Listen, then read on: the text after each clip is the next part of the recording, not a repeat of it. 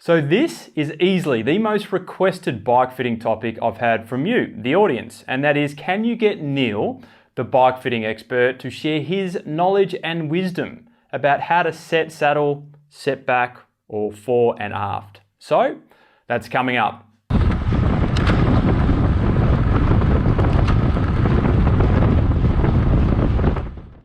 So welcome back to the 25th edition of the RCA Training Tip Show, where today I'm joined again by the bike fitting expert Neil Stanbury, who's been fitting road cyclists for 10 years in conjunction with being a sports physiotherapist.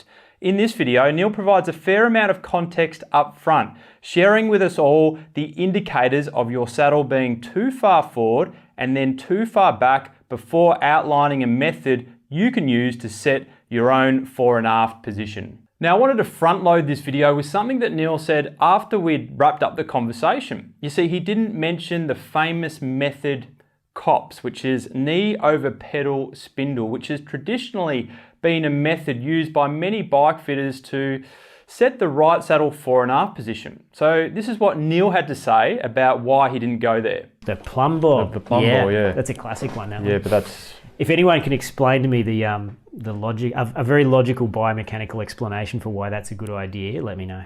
Right. It's a starting point. Right. You know, because it depends upon your cleat position, the length of your tibia, the length of your femur. There's all these other things which are like, there's just no correlation. There's too many possibilities outside of that really basic static measurement of the plumb bob knee trick. Even the position of, like, the shape of your knee. If you've got a tibial tuberosity that sits up or down, your setback might change by 10 millimeters, you know? So there's just so many problems with that idea that it's just not even, it's not even worth trying to. And that's why he didn't mention it. Now, before Neil shares his wisdom with us all, I wanted to remind you that the Up-Level Road Cycling course for cyclists keen to take their performance to the next level is reopening at the end of October, and I am welcoming in 50 members only into what I'm calling a beta program, because it's a brand new course. So I'm looking for people not only that are keen to take their cycling performance to the next level, but are also willing to share their thoughts and feedback with me as they go through this brand new course. And in return, you'll get the course for a discounted rate. So that's coming at the end of October. But in the meantime, you can download my free ebook for road cyclists, which I'll link to below. So let's get into it. If I was to just stick it on my bike, how would I go about doing it? Yes, yeah. This is much more complicated and difficult to enunciate clearly than like the seat height video that we did. Right. Why is that? It's because when a client of mine once I was describing this to him, and I said, it's like a jigsaw puzzle. And he said, no, a better analogy is that it's like a spider's web. You tug on one end and everything else changes at the other end. Right. And bike positions are like that. So let's say, for example, that your bars are way too high and the stem's too short. Figuring out the seat setback when the front end is a long way off where it should be is almost impossible. So you have to have all of the other components pretty close to optimal before the seat setback can be kind of isolated out as a single thing to change, and then if you're trying to set it yourself as a rider, sensing those changes when everything else is in the right position, you can do it. But if the reach is 20 mils too short or too long and the bars are 40 mils too high or too low, figuring out the setback will be really tricky, because you tug on one end of the thing and the other, everything changes. You know, you lower the person's bars, they roll their pelvis forward, they sit further forward on the seat, so the effective seat setback or the effective pelvis position relative to the crank center line changes.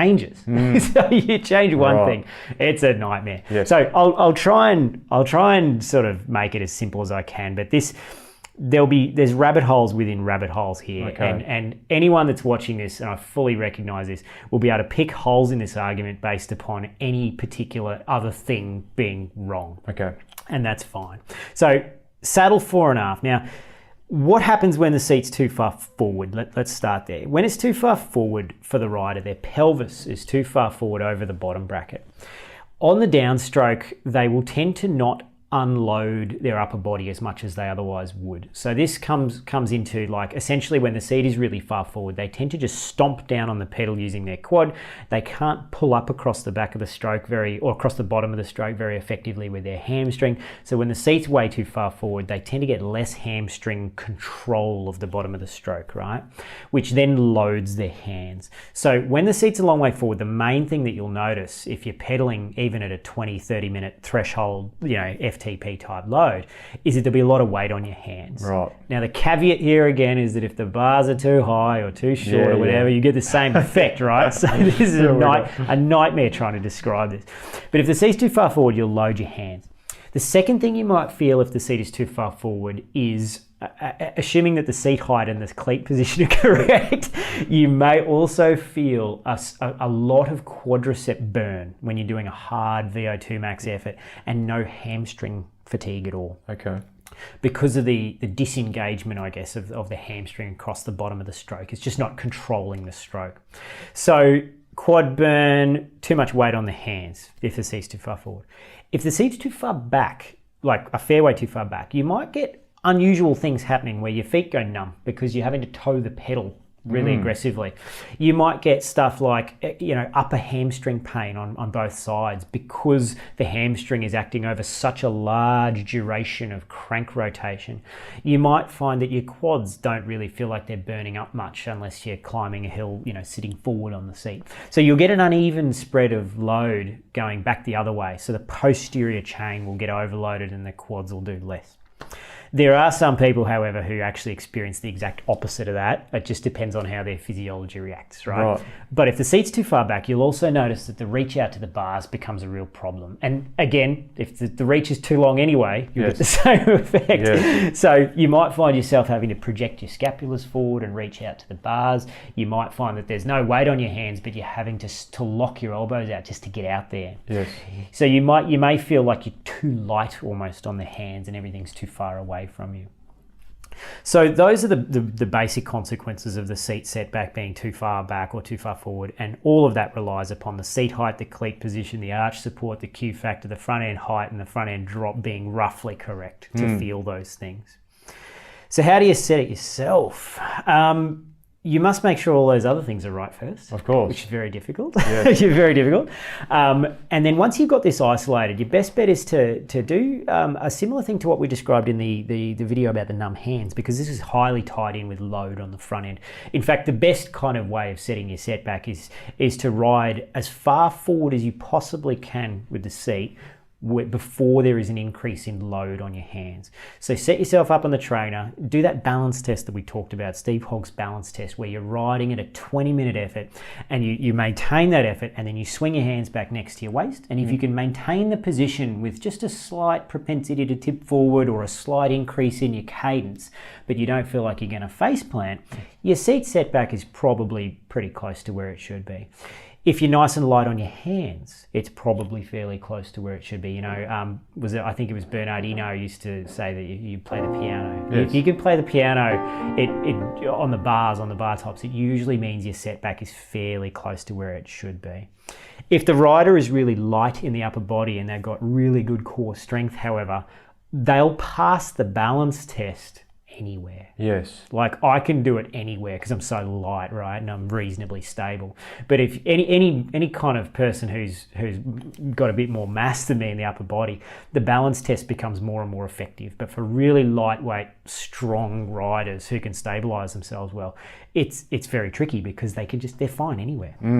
And that's when you've got to go to that the load issue. Are you feeling excess burn in your quads? Are you feeling excess burn in your upper hamstring? And then tickle the seat setback to spread the fatigue as evenly as you can across your quad and your hamstring in particular. Yeah, and you should basically ride as far forward as you can until you start increasing the load on your hands. Generally. The caveat being that if they're too good, they'll pass the test anyway. Yes. Yeah.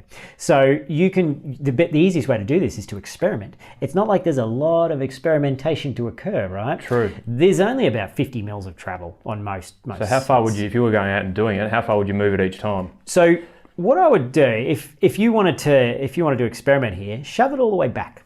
all the way back on the rail and go for a couple of rides. It'll almost certainly feel silly. You'll feel too stretched out. Yep. You'll feel no weight on your hands. Start creeping it forward in 5 millimeter increments. 5 millimeter, okay. Yeah, ride for, 20 minutes with it 5 millimeters further forward, and then get off and move it another 5 mils and creep it through the range. And somewhere in that range, you will find a point where you think, I'm doing some efforts here, and I'm feeling my hamstrings engaging nicely across the bottom of the stroke. While you're doing this 20-minute time in a specific position, you should do like a threshold effort for 2 or 3 minutes, something like that. Something like that, yeah. Like a 20-minute effort, a 20-minute load, for 3, 4, 5 minutes or something. You could do it on a trainer if you'd like. It's a bit easier on a trainer.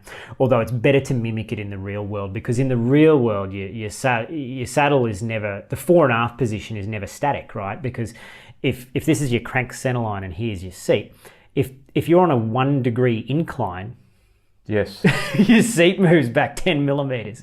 If you're on a 1 degree downward slope, the seat moves forward 10 millimeters. Right. So how often is the road perfectly level? Almost never, right? So this is where it gets kind of tricky. There's a good case to be made here, and I've had this conversation with a few other bike fitters, and I believe this product exists. I think FSA made this, is an on-the-fly adjustable setback seat post. Wow. So if you're doing a lot of climbing, move the seat forward 10 millimeters, right?